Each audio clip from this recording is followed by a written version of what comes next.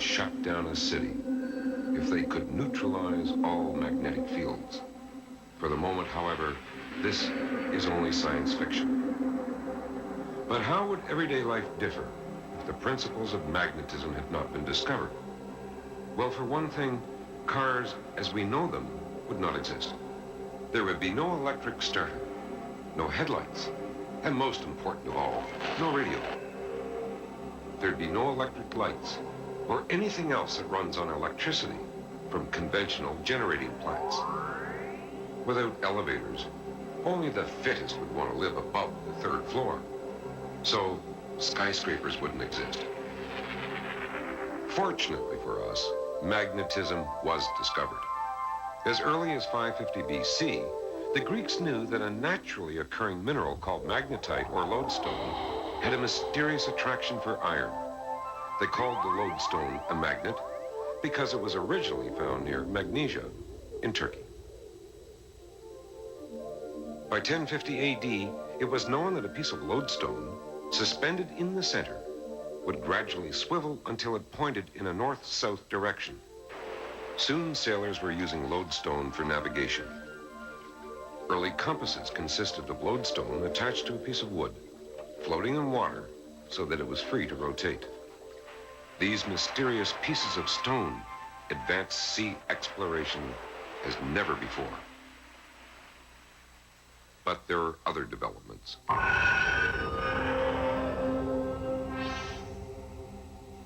In 1269, the French crusader Petrus Peregrinus chiseled a sphere of lodestone. When he sprinkled iron filings on the sphere, he found that the filings arranged themselves in lines. These lines connected 2 points on the sphere, which he called poles. The lines formed by the iron filings indicate the north-south orientation of the magnetic field. So a compass placed anywhere on a lodestone sphere will align itself with the magnetic field. The magnetic field around a magnet can easily be seen by placing a piece of paper over the magnet and sprinkling iron filings on it. Gravity restricts the filings to the flat plane of the paper, and friction keeps them from moving towards the poles of the magnet. In space, however, with almost no gravitational influence, the pattern formed by the iron filings takes on a new shape.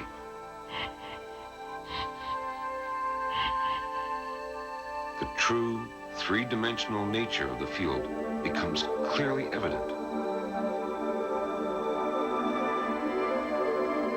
But without the force of friction, the iron filings quickly migrate to the poles.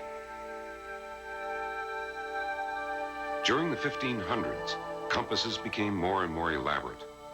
But explorers still believed that there were huge mountains of lodestone in the Arctic, which attracted compass needles.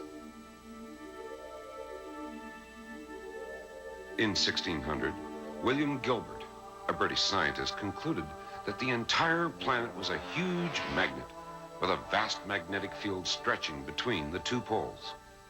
But which magnetic pole should be found at the top of the globe? We know that the north pole of a compass points north. And we also know that opposite poles attract. Therefore, since the magnetic pole in the Arctic attracts the north pole of a magnet, the Arctic pole is actually a south pole. And the magnetic pole in the Antarctic, a north pole.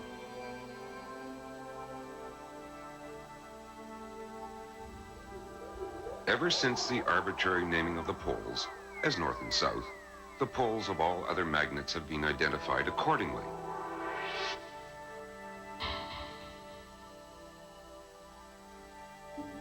It is for this reason that the Earth's Arctic pole is considered to be the south pole of a magnet. In further experiments, Gilbert heated a magnet until it became red hot and discovered that it had lost its magnetic properties. The interior of the Earth with its molten core is extremely hot as well. So we know that it should not function as a large magnet. Yet, the magnetic poles definitely exist. One theory holds. It is the electrically conducting liquid iron core rotating relative to the mantle that provides the north-south magnetic field of the Earth. But these magnetic poles do not coincide with the geographic poles of the Earth.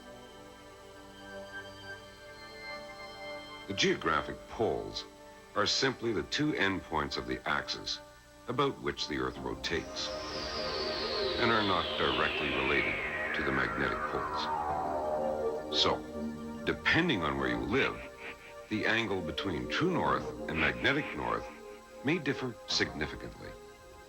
For instance, if you live in Eureka, in the Northwest Territories, the angle between true north and magnetic north is 98 degrees.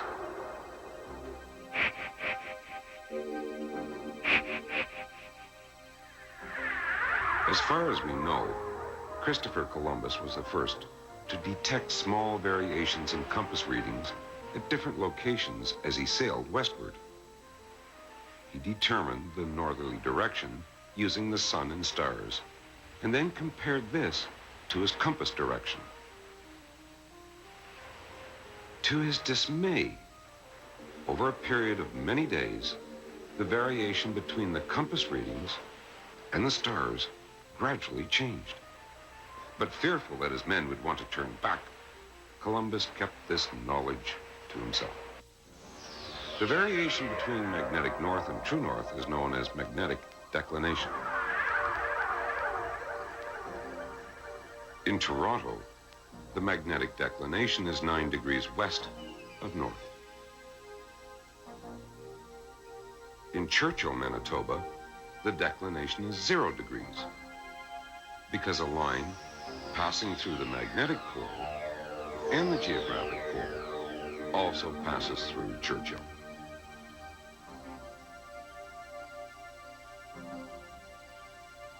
However, the declination for a specific place does not stay constant because the location of the north and south magnetic poles is not fixed.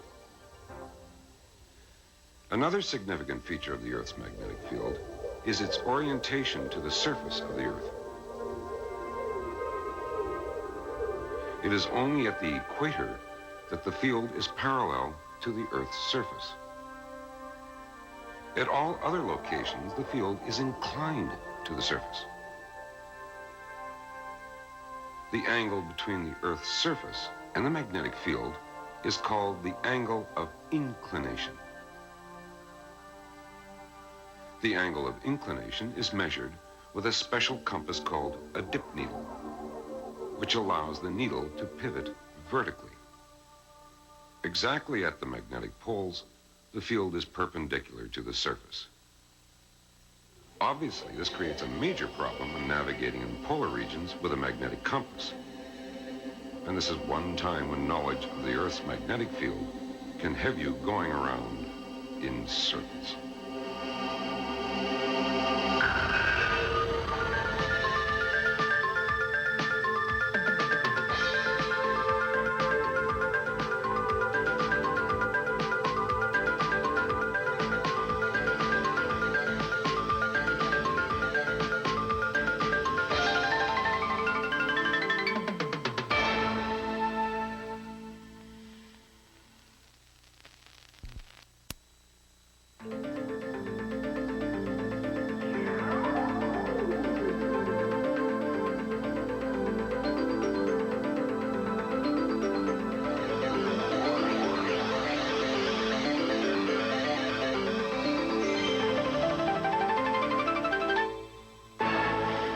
When you're out on the water, it's great to be fishing. But fog does tend to dim your enthusiasm. Don't despair. Your handy compass works in rain, hail, and yes, even fog. Unless, of course, there is something which throws the compass off. In which case, you might be in for a bit of a surprise.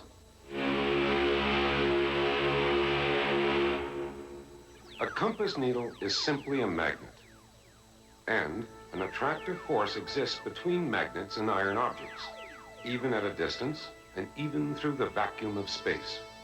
It's as if invisible hands pull the magnet and metal together.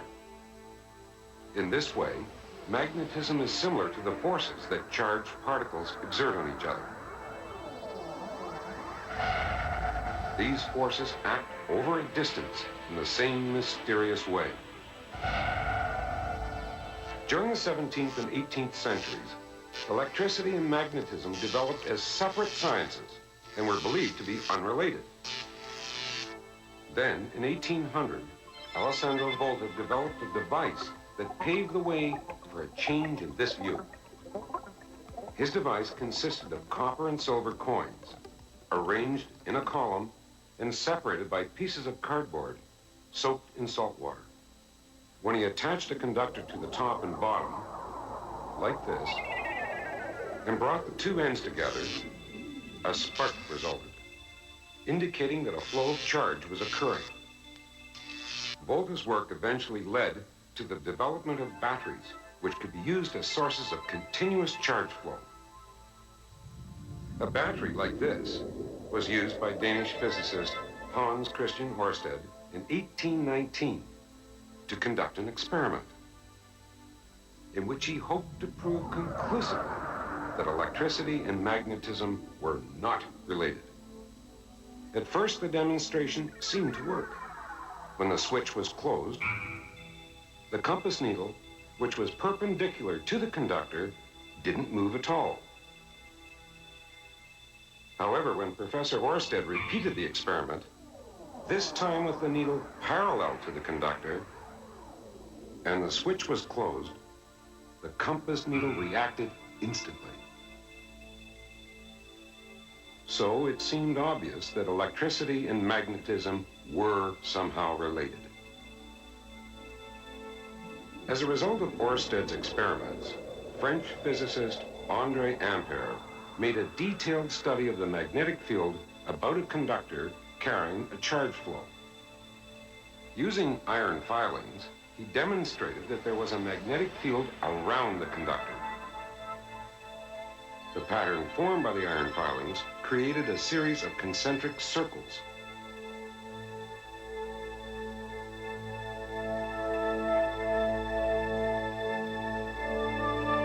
Depending on which way the negatively charged electrons flow through the conductor, the magnetic field around the conductor will be in one of two directions. With the electrons flowing this way, the magnetic field around the conductor is in this direction. Reversing the flow of electrons doesn't affect the shape of the pattern, but it does affect the direction of the field. Reverse the electron flow through the conductor, and the magnetic field direction will reverse as well.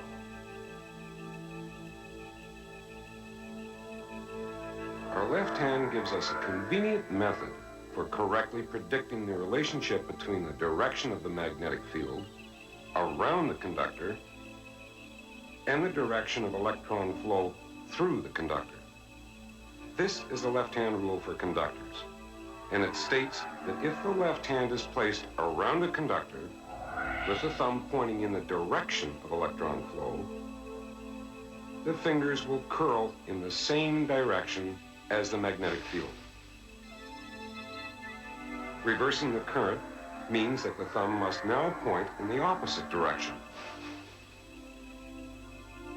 Although the fingers now curl the other way, they nevertheless indicate the new direction of the magnetic field. Of course, if the flow of charge is interrupted, the magnetic field collapses immediately. What happens to the overall shape of the magnetic field if the conductor is bent into a loop?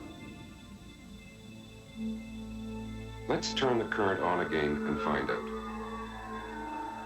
If we apply the left-hand rule at different points along the conductor, we can map the magnetic field around the loop. Notice that the shape of the field resembles a donut. But if a number of identical loops are added, the resulting figure is called a helix or coil. Looking at the coil in cross-section, we'll represent electrons flowing away from us as X's. And here at the bottom, electrons flowing towards us as dots. Applying the left-hand rule for conductors to each turn of the coil, we can begin to build a picture of the magnetic field around the coil as a whole.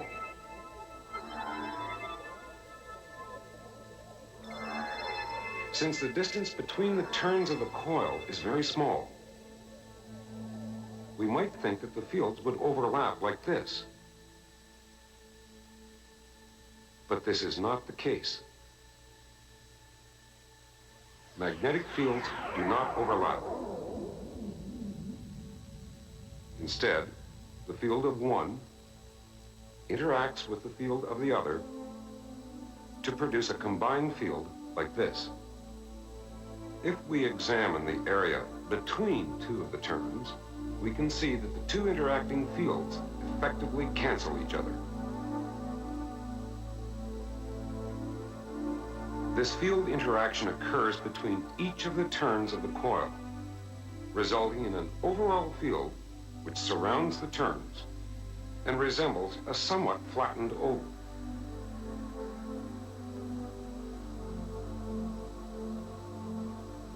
The same oval pattern is produced at every point around the coil. And it's the merging of all these ovals that forms the magnetic field for the entire coil. Since the field direction of each oval is the same, then in the center of the coil, cancellation does not occur, and that portion of the field is very strong. There is also no cancellation outside the coil, but because the field is spread out, it is much weaker here. The relationship between the direction of electron flow in the conductor and the direction of the field in the center of the coil is given by another left-hand rule, the left-hand rule for coils. This time, the fingers curl in the direction of electron flow, and the thumb points in the direction of the field within the coil, or to the end of the coil that acts as a north pole. The fingers curl with the current, and the thumb points north. If we compare the magnetic field of the coil with the field of a bar magnet, we can see that the shapes are nearly identical. Each has a north and south pole. But an ordinary iron bar has no magnetic poles. What then happens if we insert this bar into a coil with current flowing through it?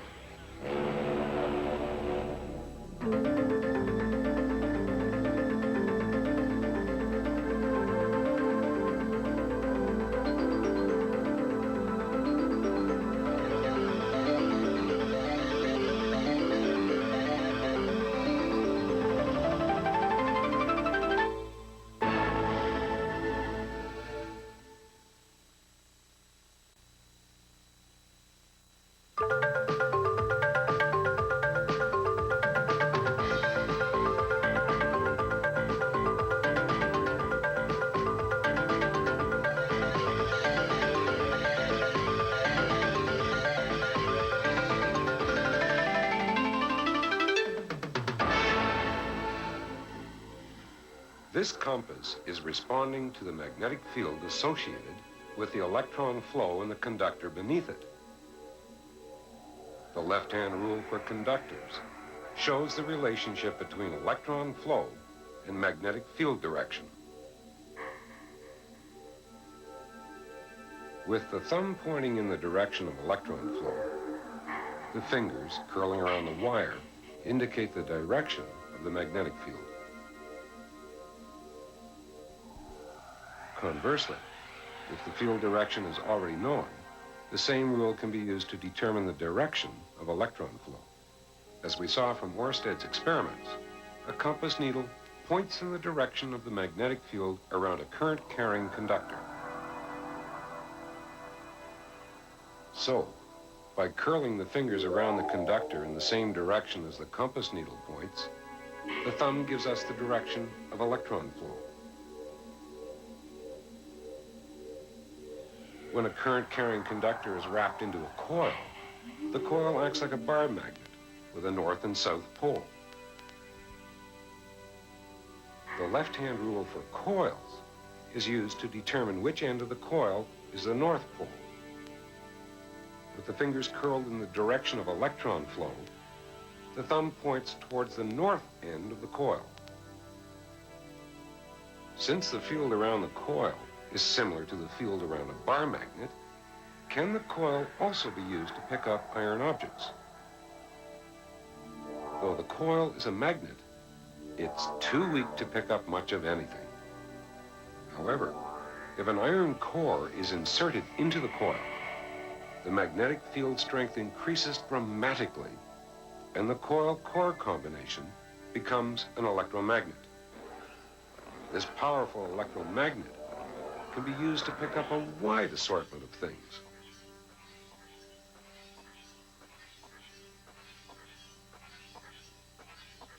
When the current flowing through the coil is turned off, the field collapses and the iron core is no longer magnetic. But just what is it about the iron core that enables it to become magnetized and demagnetized almost instantly? Why is it almost impossible to magnetize copper? And why is it that metals like steel, once magnetized, retain their magnetism long after the current is shut off? For the answers, we'll need to look closely at a typical atom. Nearly all of an atom consists of empty space. Its mass is concentrated in a small, positively charged nucleus. Revolving around the nucleus are tiny, negatively charged particles called electrons. In order to follow their movement, we'll represent the paths of the electrons with circular orbits. The motion of an electron around the nucleus is much like the motion of an electron through a single loop of wire in a coil.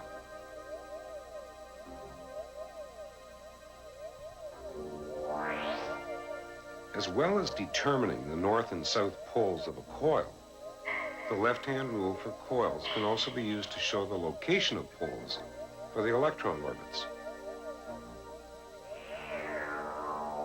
Each electron orbit produces a magnetic field with a north and south pole. However, the motion of all the electrons is so random that the magnetic fields tend to cancel each other out. Just so you don't think this is too simple, in addition to moving about the nucleus, each electron also spins on its axis, producing yet another magnetic field. Once again, the left-hand rule for coils can be applied to show the direction of the electron's magnetic field.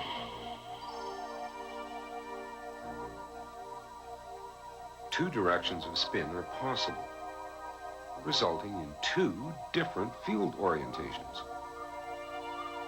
Usually, the magnetic fields produced by these spinning electrons cancel each other out, in much the same way as the fields of the electron orbits are canceled.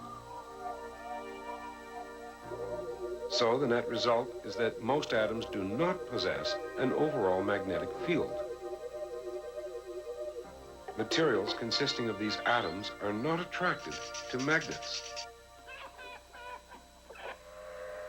An important exception is iron. An iron atom has 4 more electrons spinning in one direction than in the other.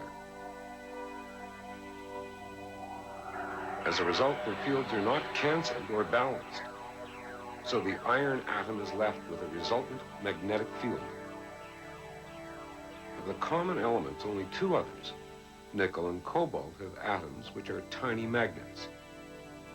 These atoms are said to be ferromagnetic and are referred to as magnetic dipoles, meaning 2 poles. They can be thought of as tiny compass needles pointing north. In ferromagnetic metals, these tiny dipoles interact with each other, causing large clusters of them to align themselves in the same direction. A cluster of dipoles, which all point the same way, is called a domain.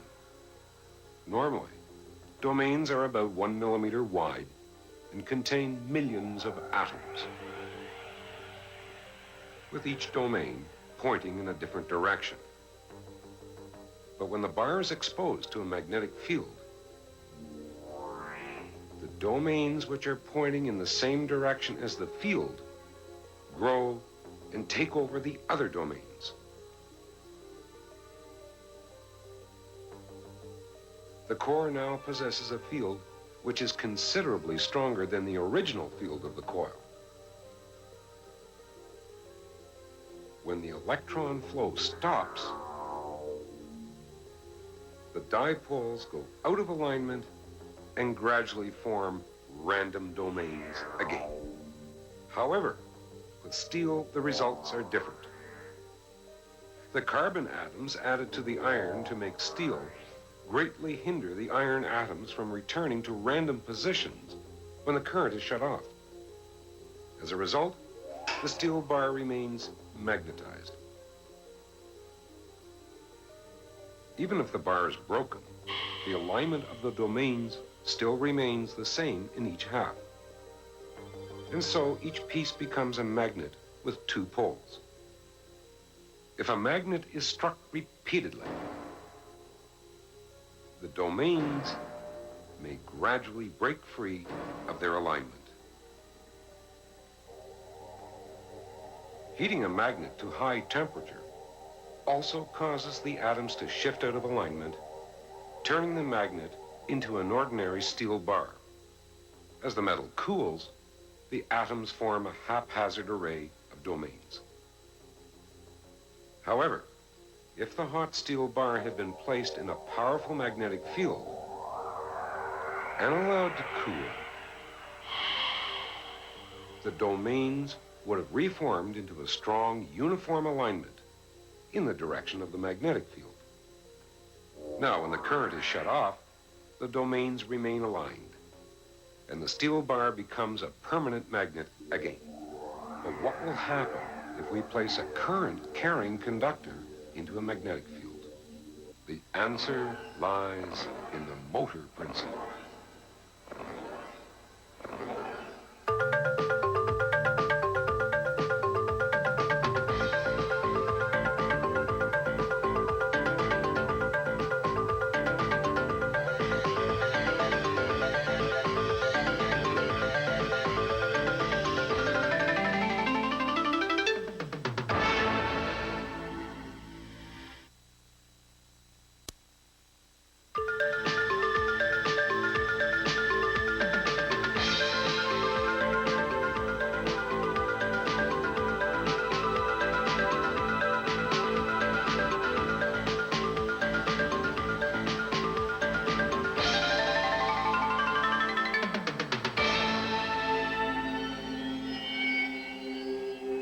The year is 2010, and on Moon Base Alpha, a shipment of supplies is being prepared for a colony on Titan. The supplies have been loaded into a special pod which sits between a set of rails.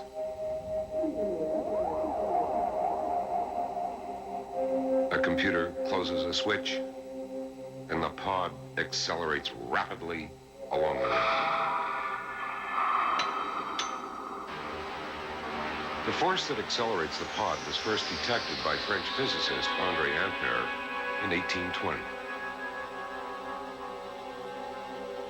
He noticed that when the currents in two parallel conductors were flowing in the same direction, the conductors attracted each other.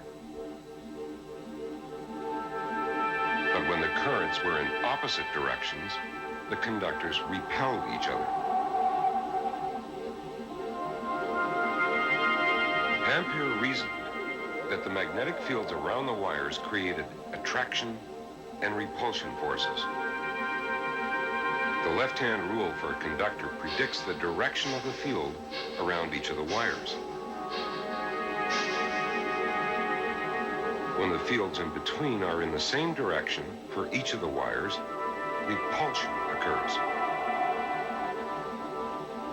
This repulsion is similar to what happens when two bar magnets are placed side by side, so that the field of one magnet is in the same direction as the field of the other magnet.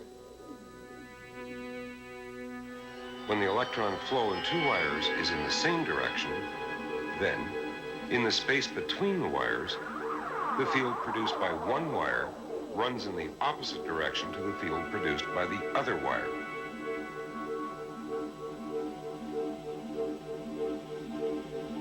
As a result, the wires are attracted to each other. Again, this is similar to two bar magnets placed such that the fields between them run in opposite directions. These principles explain the mechanism used to launch the supply pod. The launcher, called a rail gun, consists of two rails which can conduct massive amounts of current. The supply pod itself is also a good conductor. When the rail gun is activated, a massive current flows down one rail, crosses through the pod to the other, and returns, completing the circuit. Because of the interacting fields, there is a large force trying to push the rails apart, but they are securely fastened and can't move. The field produced by the current flowing through the pod is in the same direction as the field between the rails. This results in a repulsive force which pushes on the pod. And since the pod is not fixed, the force acting on it is able to propel it down the track at greater and greater speed.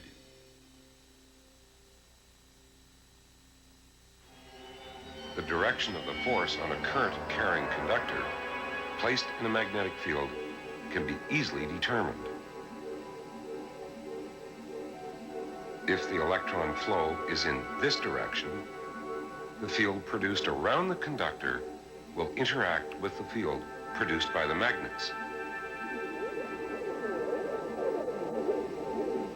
Since the two fields are in the same direction above the conductor is repelled downward. If the direction of electron flow is reversed, then the field around the conductor also reverses. The fields are now in the same direction below the conductor, and so the conductor is repelled upward. This effect is called the motor principle. The motor principle is one of the most important applications of Hans Christian Ørsted's discovery of electromagnetism. But it was British physicist Michael Faraday who in 1821 put all the pieces together and devised the first electromagnetic motor. The motor principle states that if a current-carrying conductor is placed within an external magnetic field, it will experience a force which is perpendicular to both the direction of the electron flow and the external magnetic field.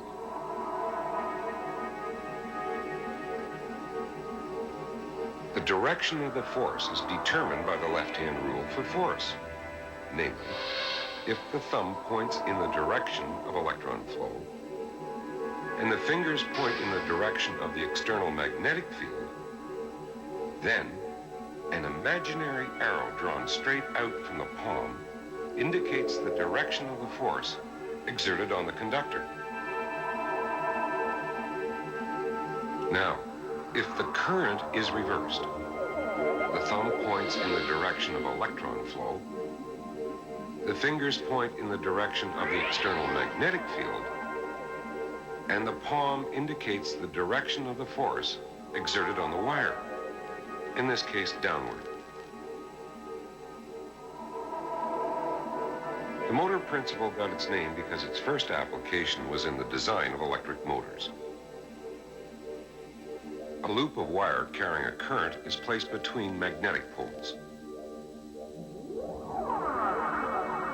If we apply the left-hand rule for force on this side of the loop, so that the thumb indicates the direction of electron flow and the fingers indicate the direction of the external magnetic field, then the force on the conductor will be upward as indicated by the palm.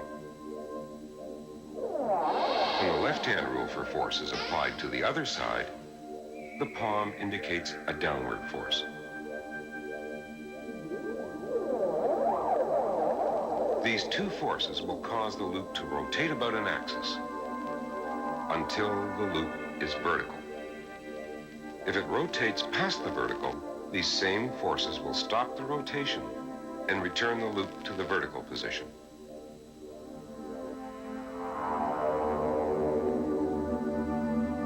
But to perform work, the loop must continue to rotate.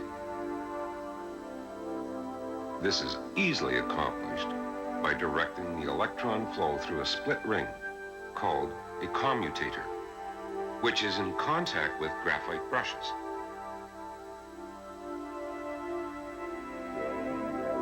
Initially, electron flow is in the same direction as shown earlier, and the loop rotates as before. But as soon as the loop passes through the vertical plane, the commutator causes the electron flow to reverse.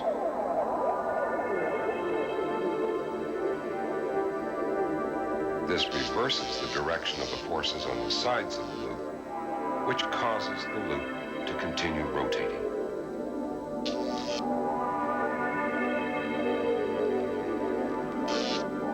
The split ring commutator reverses the electron flow in the loop every half rotation, just at the instant it is required to keep the loop rotating. Normally, we use electric energy to run a motor. But could we use a motor to produce electric energy?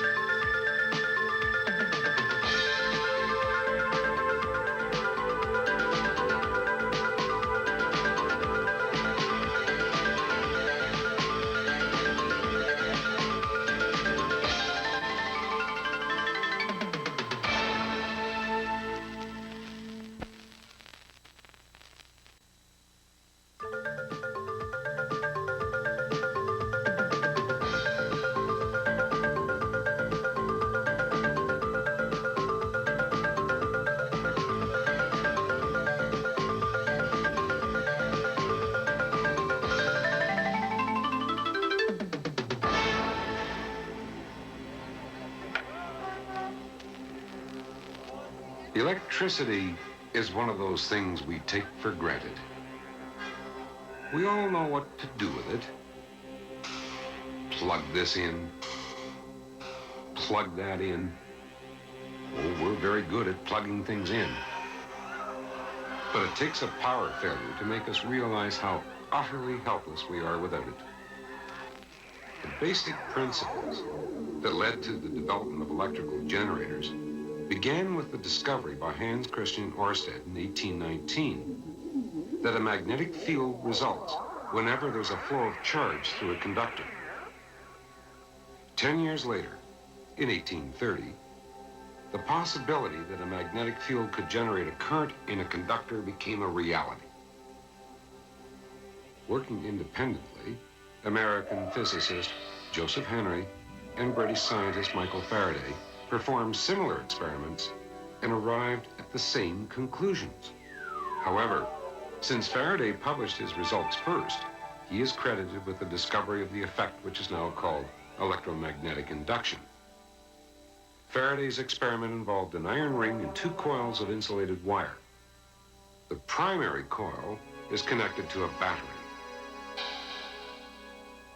and the secondary coil to a galvanometer. A galvanometer registers minute current flow through a conductor, with its needle also indicating the direction of the current flow. Faraday observed that the instant the primary coil was connected to the battery, the galvanometer registered a brief pulse of current in the secondary coil. But, much to his surprise, the needle quickly returned to zero, indicating that all current flow had stopped. However, when the primary coil was disconnected, current was again briefly generated in the secondary coil. Only this time the flow was in the opposite direction. Changing the current in the primary coil somehow induced a current in the secondary coil. Faraday recognized that connecting the primary coil to the battery causes a magnetic field to build up within the iron ring. As the field grows within the ring, it induces a current to flow through the secondary coil.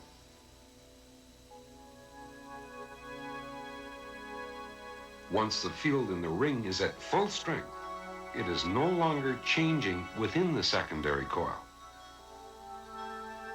The result, no more current in the secondary coil. When the primary coil is disconnected, the magnetic field it produced collapses. As the field in the ring collapses, it again induces a current in the secondary coil, this time in the opposite direction. Faraday's apparatus would today be called a transformer. Experimenting further, he found that the same results were obtained using a bar magnet instead of the primary coil and ring apparatus. One of the most important conclusions from Faraday's experiments can be stated this way. As long as the magnetic field within the coil is changing, a current will be induced in that coil. This principle was used by French inventor Hippolyte Pixii in 1832 to develop the first electric generator. Although it was clear that induced current flowed in different directions, depending on whether a magnetic field was growing or collapsing, why it was doing this was a mystery. 2 years later, German physicist Heinrich Lenz provided the answer. He realized that the induced current generated its own magnetic field. But even more important, Lenz discovered that the induced magnetic field is always opposed to the change in the external magnetic field that caused it in the first place. As the south pole of the bar magnet approaches the coil, a south pole is induced at the near end of the coil.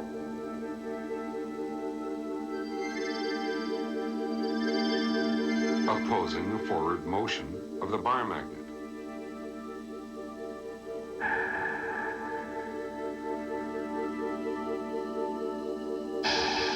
The beauty of Lenz's discovery, now known as Lenz's law, is that we can identify both poles of the induced field. And we can use the left-hand rule for coils to determine the direction of the induced current. Remember that the thumb points toward the North Pole and the fingers curl in the direction of current flow. Once the bar magnet stops moving, the field is no longer changing, so there will be no induced current, and therefore no magnetic field. In other words, everything in the coil stops. Now, suppose we begin moving the bar magnet away. Once again, current flows, and a magnetic field is induced which opposes the movement, this time by establishing a north pole at the near end of the coil. The left-hand rule for coils shows that the current flows in the other direction. The principles developed by Faraday and Lenz are applied today in the generation of electricity. The pressure of water or steam is used to turn a turbine connected to a generator. In its simplest form, a generator is an armature, consisting of a coil of wire around an iron core, rotating within a magnetic field. The movement of the armature through the magnetic field induces a current in the coil. And according to Heinrich Lenz, the induced current will produce a magnetic field in the armature with its own north and south pole.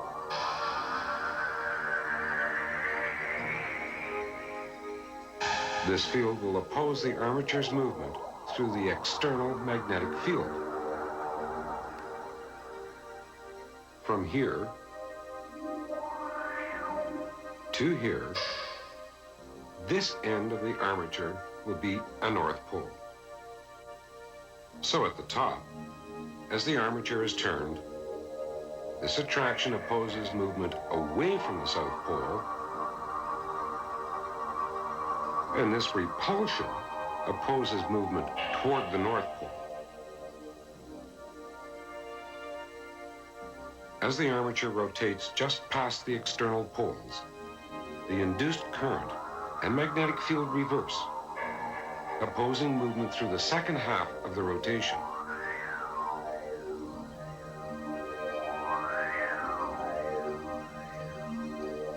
Again, the induced current and magnetic field reverse as the armature passes by the external poles.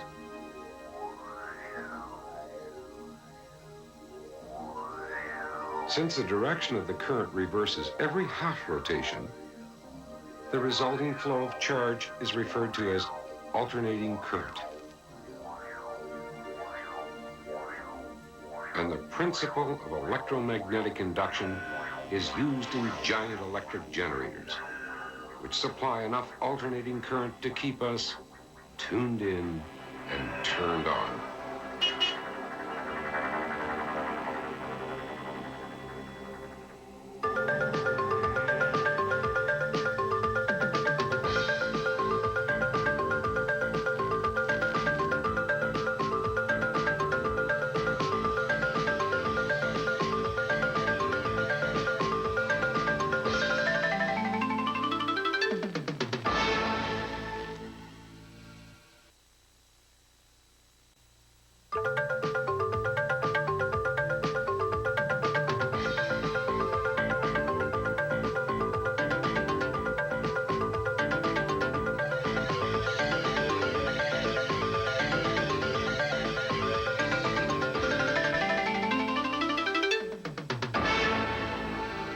An astronaut on the moon is protected from the harsh environment by a carefully designed spacesuit.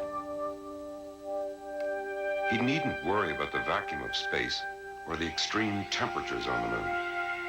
But there is another invisible menace which could cause him harm. Exposure to radiation from charged particles flowing out into space from the sun. This continuous stream of matter is called solar wind. And the spacesuit does not adequately protect him from the dramatic surges in the number of particles. More than 3,000 years ago, Chinese astronomers observed dark spots on the surface of the sun.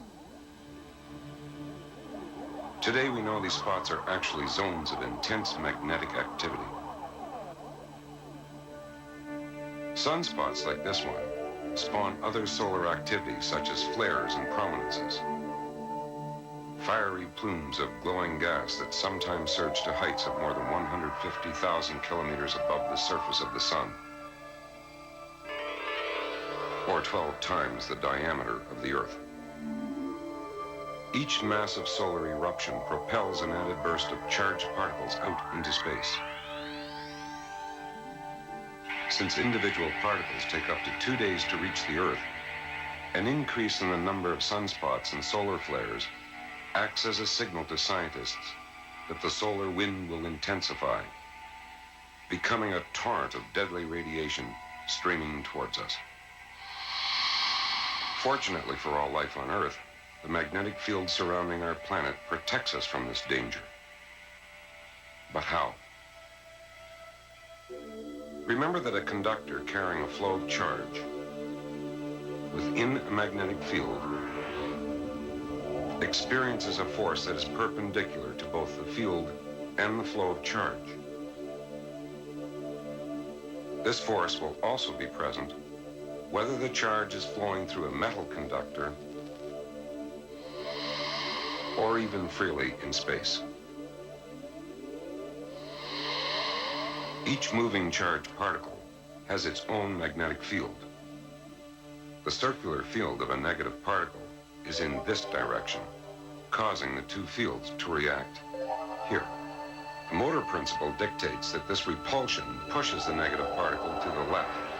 However, the solar wind consists of both negatively and positively charged particles, and their fields are in opposite directions. Positive particles, then, deflect off the other way.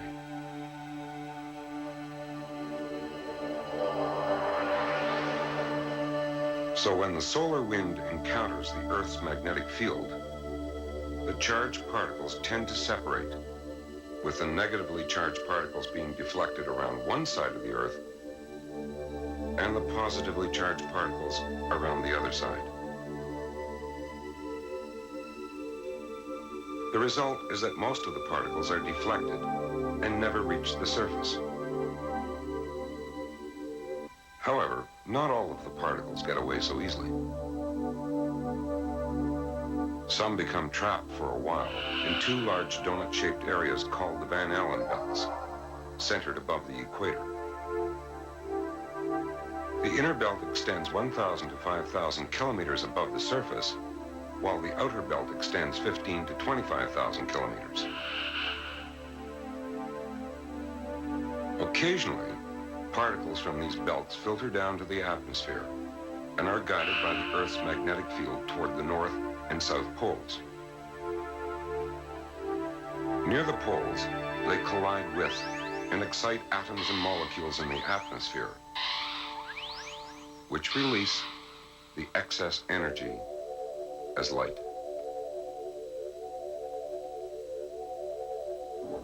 In the north, the resulting ghostly light display is called aurora borealis, or northern lights. In the south, it's called aurora australis. Every time there's a display of northern lights, there is a simultaneous display of southern lights. At times, these displays are quite spectacular, visual evidence that a gust in the solar wind has occurred. These gusts, which are the consequence of sunspots and other solar activities, occur in cycles. One theory holds that during periods of unusually low solar activity, glaciers advance and the survival of plants and animals is threatened. But then, with the return of high solar activity, glaciers retreat and life flourishes in a more favorable climate. So far, we've been dealing with the results of solar magnetic fluctuations. Throughout its long history, Earth has experienced periodic fluctuations in its own magnetic field. Geophysicists believe that the Earth's magnetic field is actually produced by complex movements of charges within the molten core of the planet. This flow of charge seems to reverse, on the average about every 200,000 years, resulting in a reversal of the North and South poles. The flow of charge within the core mysteriously slows down, reducing the magnetic field to about 10% of its normal strength. With a dramatically weakened magnetic field, the solar wind is no longer deflected around the Earth, and so the charged particles rain down on the surface. This can disrupt the genetic materials within the living cells. Subsequent mutation may account for the sudden extinction of many plants and animals, and the appearance of whole new species.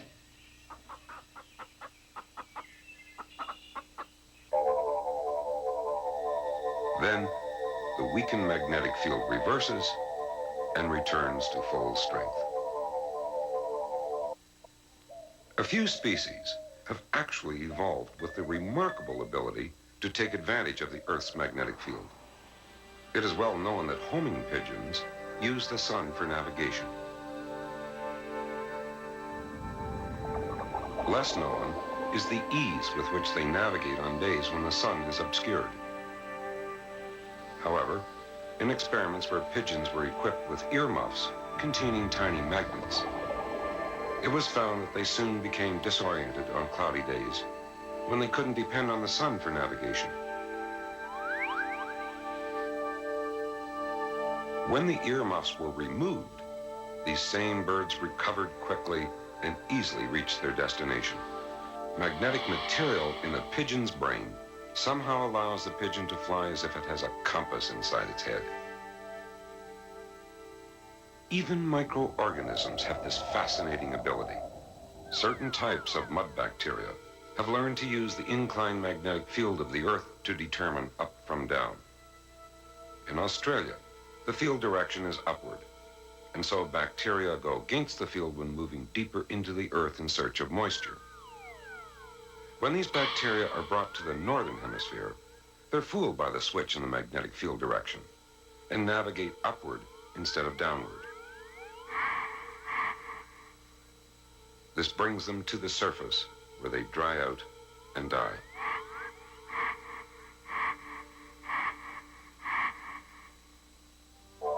It's the presence of the magnetic field that originally helped make Earth a cozy planet for living creatures.